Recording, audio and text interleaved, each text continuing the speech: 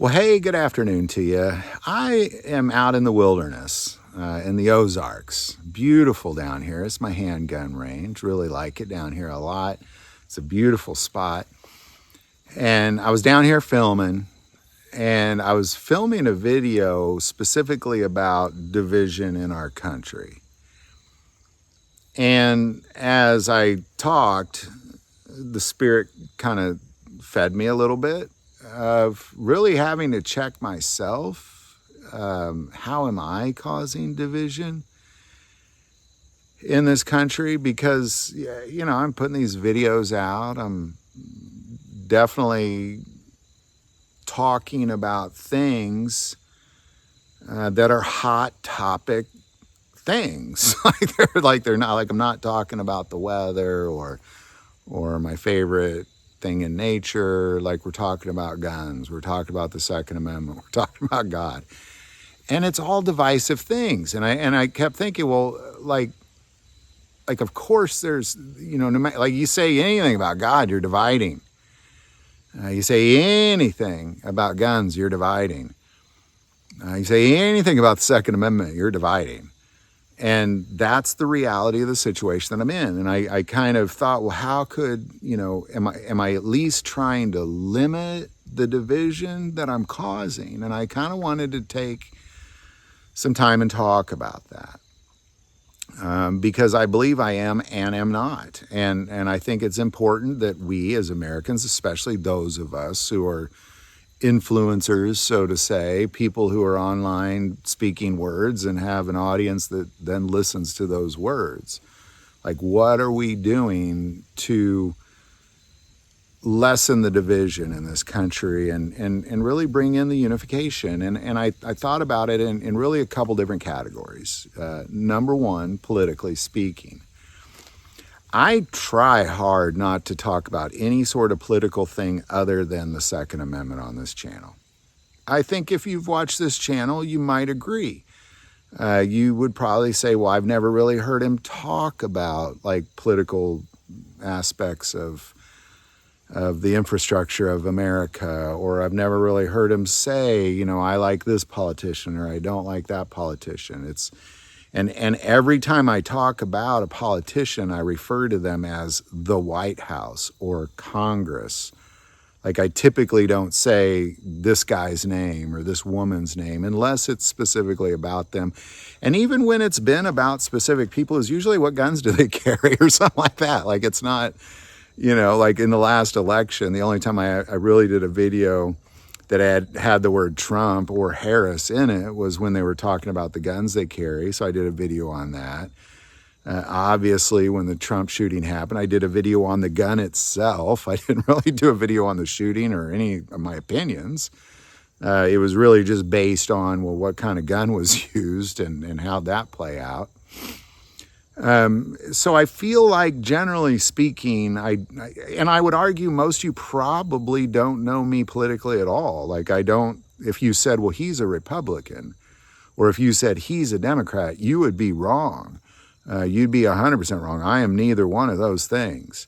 I have often said that if I had to categorize myself as politically anything, I'd say more libertarian, which is, I believe the government should have a good military and have straight roads and shut up, and that's about it. Let us as Americans build this country, not you build it for us. So I just, that's where I'm at. Like, I think they're both evil. I think Republicans and Democrats are evil people. I think libertarians are evil people. I think anybody who is a human on this planet other than Jesus was evil. Nature to some degree. So I don't think politically I'm dividing people. Let me know. Like, please, if you think I am politically dividing people, put it in the comments below, because I am striving not to. I really am. I don't think you could guess who I voted for in the last election. You could, you'd obviously have a 50-50 chance of guessing it, but you might be wrong. No matter what you think. Honestly, I sat there and wished there was a third option the whole time. So, just being honest, I try really hard not to divide politically on this channel. Spiritually, so I know the things I say about the Second Amendment does divide.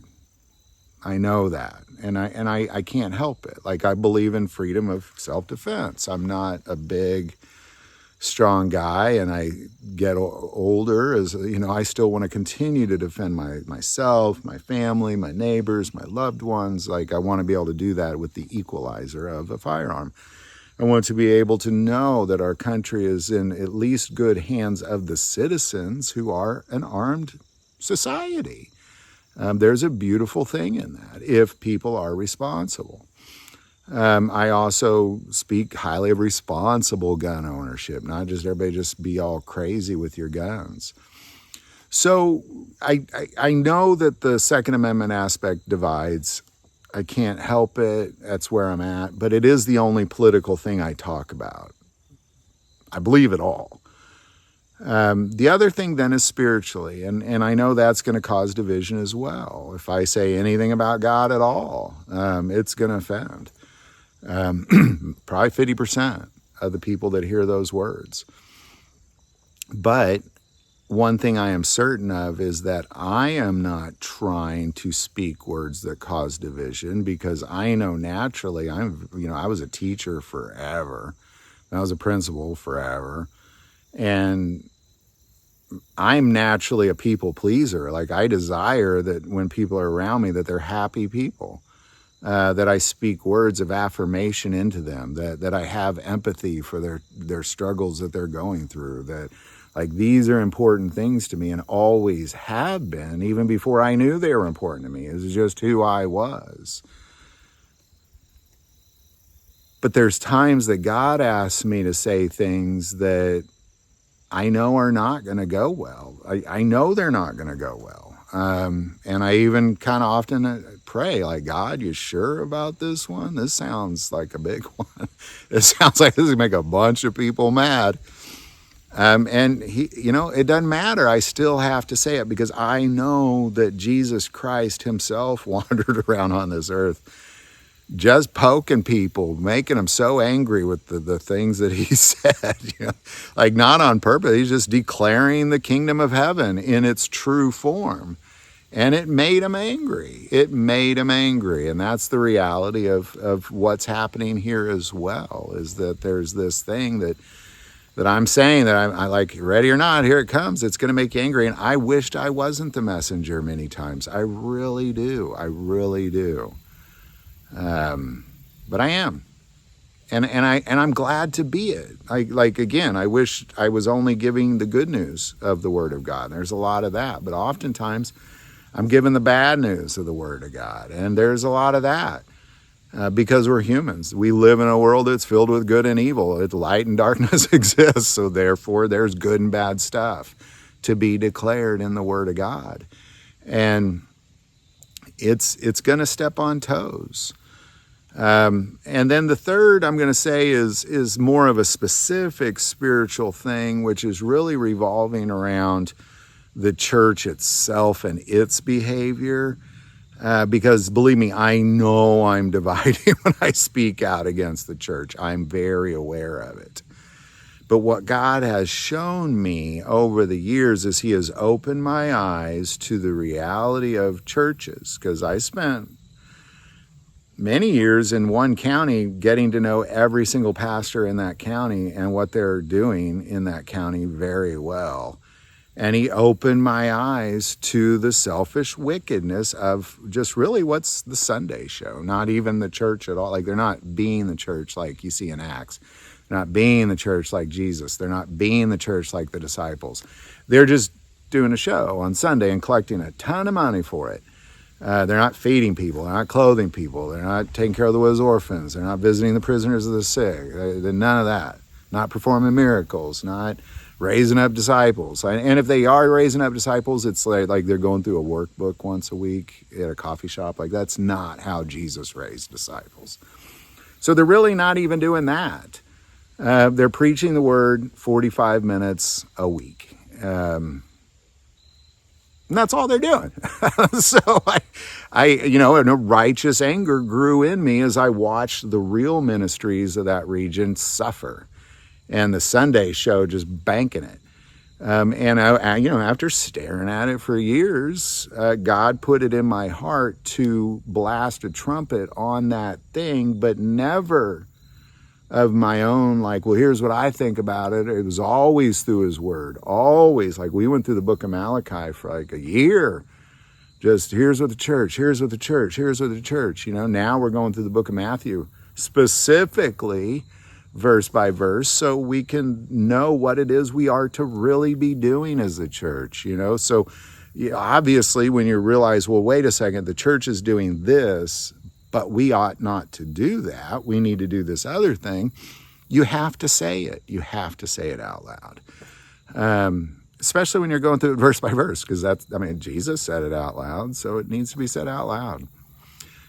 So this is my division, and I wish I ought not to cause division. I wish I could just kind of tell you about how beautiful it is out here, maybe show you some pictures of the sun glistening through the trees and the birds whistling. I'm about to go down to the river here. It's going to be beautiful. I'm going to film the book of Matthew. But it's divisive. When you're talking about guns and Second Amendment, you're dividing. Especially when you throw the political aspect of the Second Amendment in there, you're dividing. When you're talking about spiritual things, you're for sure dividing. You're definitely dividing. And then whenever you talk about the problems with the churches in America, you're dividing. So, but this is what, so I understand that I do cause division, and I wish I didn't. I hate how divided this country is. I wish it wasn't so divided, and I don't want to participate in it. But this is my little area that I am throwing out there. It's just God put me there. I think as time goes by and as we see prophecy unfold, it's going to be more divisive and more enraging to most, almost to the point where they'd cut a guy's head off if he didn't declare a certain thing correctly. And that's what the Bible said it would be like. So, I'm here for a time and a place, and you are too.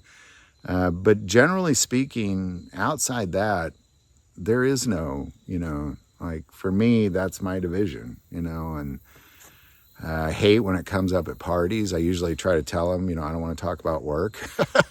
So I don't want to do this. I don't make them talk about their jobs while they're at a dinner party. So if it comes up, especially if I could tell somebody's starting to get, kind of wanting to debate it a little bit, I just shut it down quick. Because I'm not interested. Watch the video. If you disagree, put it in the comments below. That's probably what I'd tell them to do. So any thoughts, man? Put it in the comments below.